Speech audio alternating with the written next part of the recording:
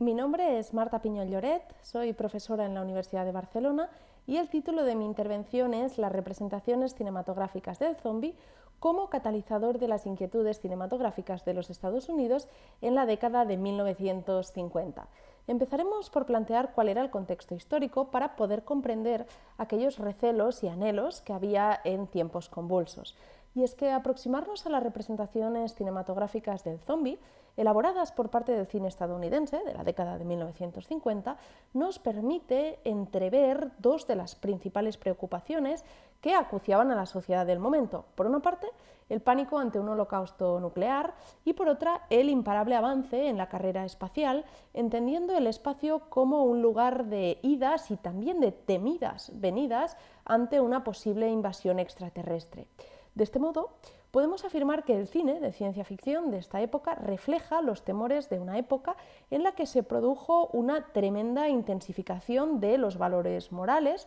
también un auge del conservadurismo político, así como un fuerte sentimiento anticomunista en el clima de la Guerra Fría y un fuerte rechazo o miedo hacia todo aquello que procedía del exterior. De esa manera, la palabra paranoia describe a la perfección el clima del momento, ¿no? Donde el concepto de asedio, digamos que experimentó una enorme pujanza, pero también las ideas de alienación, de deshumanización en el seno de la sociedad del periodo. Y es que, como acabo de decir, en este entramado, el zombi se convierte en una figura sustancial porque encarna este miedo hacia la energía atómica y también hacia una invasión extraterrestre, porque justamente estas dos opciones se convierten muy a menudo en su origen, en su fuente. Pero antes de entrar en sus representaciones, me parece importante interrogarnos sobre cuál era la concepción que se tenía en ese justo momento de la ciencia, ¿no? Y en ese sentido podemos sostener que era algo harto contradictorio, porque si bien por una parte se entendía como algo clave, fundamental en aras del progreso y también muy importante como motor económico, al mismo tiempo, y a tenor sobre todo de los desastres acontecidos en el contexto de la Segunda Guerra Mundial, se concebía también como un agente clave para una potencial aniquilación y por tanto se veía de manera positiva, pero al mismo tiempo también con cierto recelo o con cierto rechazo.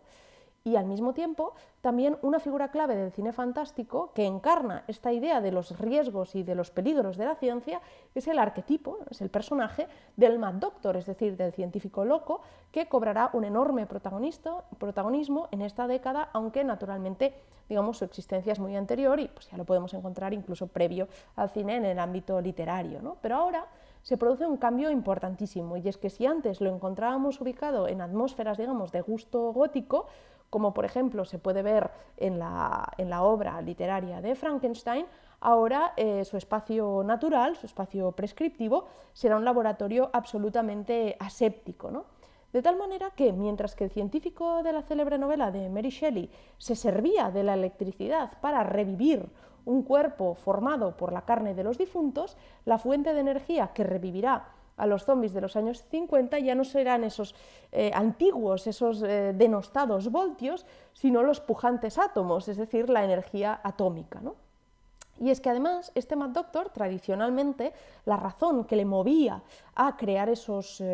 monstruos era su afán de jugar a ser Dios, ¿no? Y por tanto conocer los secretos de la naturaleza y apoderarse de la creación, ¿no? Se trataba de una ansia por superar los límites que los dioses impusieron a los hombres y que los griegos definieron con el término de hybris, ¿no? Equivalente, digamos, a la desmesura. Mientras que en este contexto del poder atómico, la génesis de este nuevo ser se debe en muchísimos casos a un error fatal, es decir, a la amartia. El científico, por tanto, maneja un material complejo y peligroso que creará un monstruo a pesar de él mismo, ¿no? Y existen varios títulos que de hecho así lo evidencian, aunque probablemente la relación entre la energía atómica se ve de manera más clara en el film The Magnetic Monster de Kurt Siodmak y Herbert L. Strock de 1953, aunque al margen de esta fuerza nuclear existen también títulos clave de esta época que muestran esta figura del Mad Doctor, como son The Fly de Carl Newman del año 58 o The Incredible Shrinking Man de Jack Arnold del año 57. y es que en realidad los laboratorios se convierten en los sitios, en los enclaves por excelencia del cine de ciencia ficción, hasta alcanzar una eclosión absoluta, diría, en el cine contemporáneo, ¿no? Vinculado especialmente a los subgéneros del cyberpunk o del biopunk. Pero el auge de estos lugares no significa que los científicos gocen en ningún caso de admiración, porque, como hemos dicho, son quienes manejan, ¿no?, unos materiales peligrosos, de gran riesgo, y por ello cualquier tipo de error, cualquier negligencia o locura incluso que cometan, puede conllevar a un destino fatal para toda la humanidad. Y es por eso que en esa década de los 50 se certifica una cierta desconfianza hacia ellos, ¿no?, logrando en cambio un mayor fervor el ejército. Y es que a menudo los militares serán quienes tendrán que acudir al rescate, ¿no?, de situaciones absolutamente dramáticas. Además, como ya he planteado, abordar este asunto en este contexto que implica la Guerra Fría implica también que afloren toda una serie de temores que tienen que ver con el miedo comunista, algo que certifica de manera preclara, desde mi punto de vista, el film Invasion of the Body Snatcher de Don Siegel del año 56, a propósito de la alerta anticomunista, ¿no?, aun cuando sus autores negaron cualquier tipo de intencionalidad ideológica. De tal manera que la idea de la infiltración del otro o del doble cuajará en el imaginario del momento a tenor de esa paranoia existente a la que antes me refería, y se presentará al invasor como alguien muy cercano a uno mismo y se contemplará, por tanto, el tema de la alienación. Y por otra parte, también es muy interesante el personaje del zombie en esta década por la hibridación de géneros que permite entre el terror y la ciencia ficción, ¿no?, unos subgéneros que irán mezclándose y que alcanzarán su máxima plenitud de mezcolanza en el film Alien de Ridley Scott del año 79, ¿no?, de tal modo que el zombie, en los films que nos conciernen, también será una criatura que mostrará o evidenciará lo difusos que pueden llegar a ser en algunas ocasiones los lindes genéricos, ¿no?, tanto el zombie como el alien. Pero, sea como sea, la energía nuclear se convierte en una de las fuentes de creación de los zombies y, por tanto, estamos en el ámbito de los zombies radioactivos. Y para abordarlo nos centraremos en un título clave al respecto, que es Creature with the Atom Brain, de Edward L. Kahn, del año 55. Una película que debemos a un realizador que de hecho ya trabajaba en el ámbito del cine desde muy atrás, desde el año 1917, aunque se trata de su primera película de ciencia ficción, porque principalmente había dirigido iniciativas, digamos, policíacas o de género negro, y ello de alguna manera se deja entrever en este título, porque, como demuestra su argumento, se trata de una mezcolanza muy curiosa. Frank Buchanan es un mafioso que fue deportado a Italia desde Estados Unidos y planeará vengarse de quienes lo delataron. Y con tal objetivo se dedica a reclutar a un científico ex-nazi y roba 8 cadáveres de la morgue para poder insuflarles vida sirviéndose de la energía atómica y de este modo asesinar a sus enemigos. Entonces el médico forense de la policía, Chet Walker, estará a cargo de la investigación y conseguirá descubrir el misterio y derrotar tanto a los zombies como a sus creadores. A grandes rasgos, este es el argumento de una propuesta producida por Sam Katzman, que era un productor de films de serie B que trabajaba para la Clover Productions, es decir, para el departamento de la Columbia encargado de realizar este tipo de productos. Y ese mismo año apostó por 2 iniciativas que también giraban en torno a la energía atómica, la que nos ocupa y It Came From Beneath the Sea, de un film de Robert Gordon del año 55, en torno a un gigantesco pulpo radioactivo, así como ya comenzó su trayectoria, de hecho, produciendo una película sobre esta energía, que era Atom Man vs. Superman, dirigida por Spencer Gordon Bennett en el año 1950. Y por otra parte, Edward L. Kahn, en años posteriores, también abordó nuevamente el tema de los zombies, porque además de otro título en el que nos ocuparemos, también lo hizo en Voodoo Woman del año 57, donde se relacionan todos estos seres con el vudú y por tanto es deudora de propuestas previas que ya lo hicieron, como por ejemplo White Zombie de Victor Halperin del año 32, o bien Zombies of Moratau del año 57, donde estos seres submarinos que custodian un tesoro, que unos marineros quieren apoderarse, corresponden al tema que nos concierne. Pero el título que nos atañe incluye el personaje del Mad Doctor como creador de los zombies, concretado además en la figura de este científico ex-nazi, quien ha dedicado años de su vida a estudiar lo que en el film se llama la estimulación amigdalar. Por tanto, la voluntad de integrar explicaciones científicas en estos títulos también será un lugar común, y en este caso se precisa cuándo se produce este estímulo, porque afecta al cerebro y el cuerpo efectúa toda una suerte de movimientos involuntarios. Entonces, tales experimentos el científico los había testado hasta ese momento con animales, pero ahora lo hace con cadáveres y de hecho logra reanimarlos gracias al poder justamente de la energía atómica. Por tanto, se ha producido un cambio muy relevante con respecto al uso de la electricidad, que reanimó, digamos, a quien sería el padre espiritual de todos los zombies, que es Frankenstein, y en el propio film Chet Walker realza el poder de la energía nuclear porque la compara con la electricidad y explica que Faraday experimentó con una rana, ¿no? Y tras aplicar una descarga eléctrica, la anca amputada del animal se movió y dice: entonces ahora con la energía radioactiva debe ser posible reactivar todo un cadáver entero, ¿no? Entonces, de esa manera, tras advertir que quienes cometen los crímenes tienen por sangre un compuesto químico y tras captar que las huellas de los asesinos corresponden a personas fallecidas implicadas en el encarcelamiento del líder del AMPA, el protagonista lo que hará será atar cabos y deducirá que quien controla a los zombies no es otro que Buchanan. Pero claro, ¿cómo pueden encontrarlo?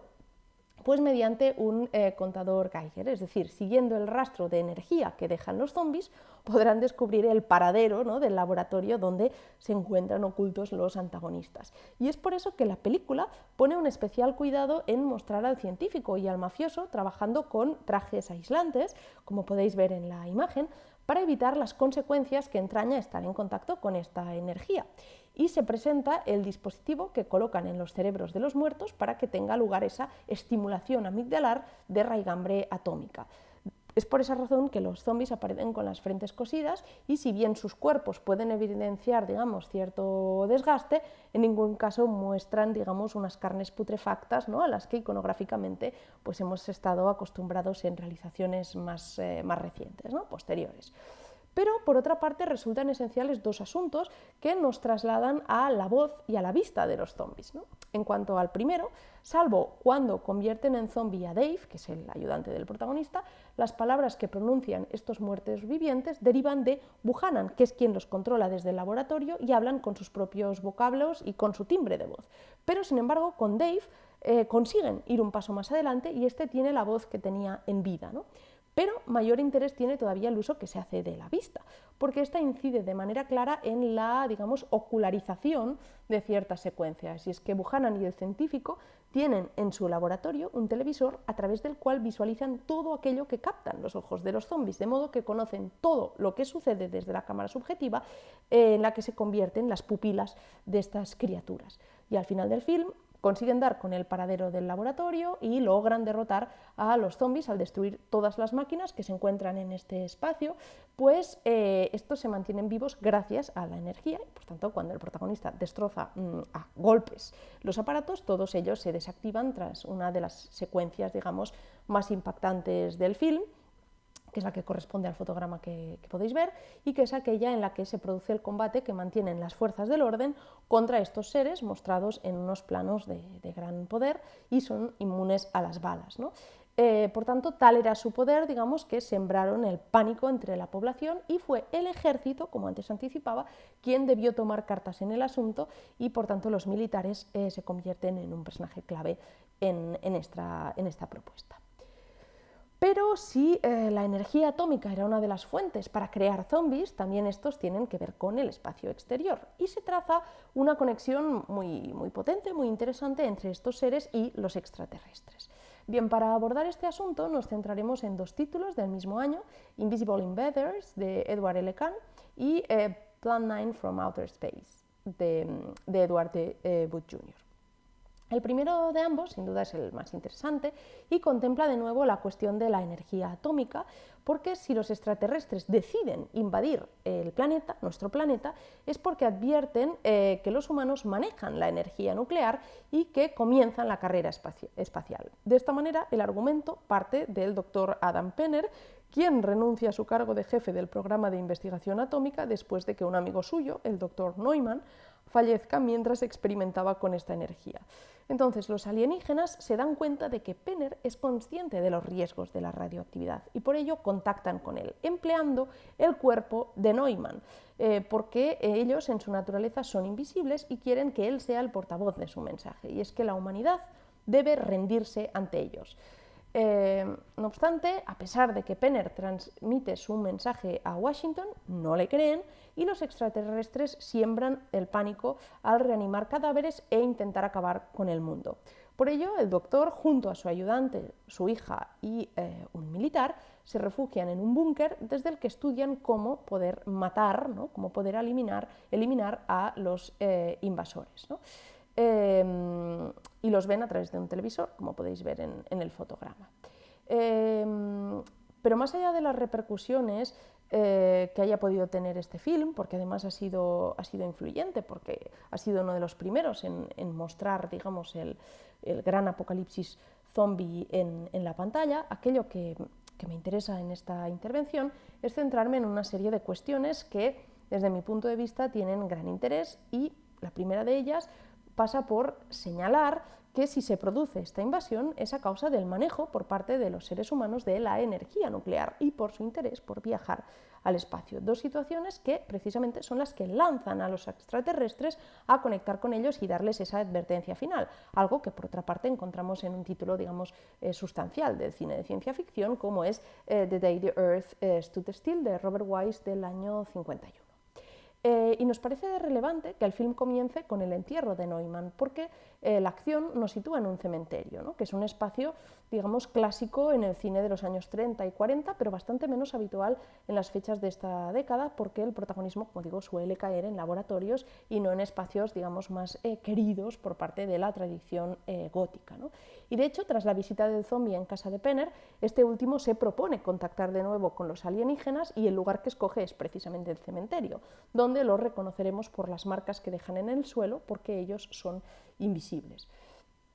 Pero por otra parte, también este título codifica a la perfección los miedos del momento ante esa supuesta invasión extraterrestre y también ante el uso de la energía atómica, ¿no? Porque, como he dicho, los protagonistas se refugian en un búnker que es preexistente, ¿no? Y que precisamente se había construido por el pánico ante una potencial guerra nuclear. Y nuevamente un contador Geiger tendrá un gran protagonismo, porque descubren que los invasores toman los cuerpos de los humanos y los reactivan mediante energía atómica.